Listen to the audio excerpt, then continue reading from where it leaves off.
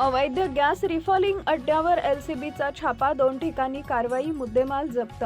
धुळे शहरात घरगुती गॅसचा अवैधरित्या साठा करून वाहनांमध्ये भरणा करणाऱ्या 2 मिनी गॅस पंपावर स्थानिक गुन्हे शाखेनं मोठी कारवाई केली आहे. या धडक कारवाईत पोलिसांनी 2 वेगवेगळ्या ठिकाणांवरून दोघांना ताब्यात घेतलं असून गॅस सिलेंडरचा साठा आणि इलेक्ट्रिक मोटर असा मुद्देमाल जप्त केला आहे.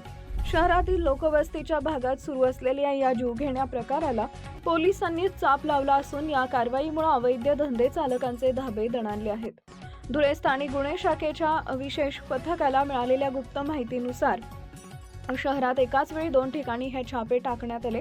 पहिली कारवाई देवपूर पोलीस ठाण्याच्या हद्दीत देवपूरमधील बोरसे कॉलनी परिसरात करण्यात आली, जिथं अवैध मिनी गॅस पंपावरून एका आरोपीसह 8 गॅस बाटल्या आणि रिफिलिंगसाठी वापरली जाणारी इलेक्ट्रिक मोटर जप्त करण्यात आली आहे. तसेच दुपारी कारवाई 40गाव रोड पोलीस ठाण्याच्या हद्दीतील दुसरी कारवाई 100 फुटी रोड परिसरात झाली. 100 या ठिकाणावरून देखील 8 घरगुती गॅस सिलेंडर आणि एका आरोपीला पोलिसांनी ताब्यात घेतलंय.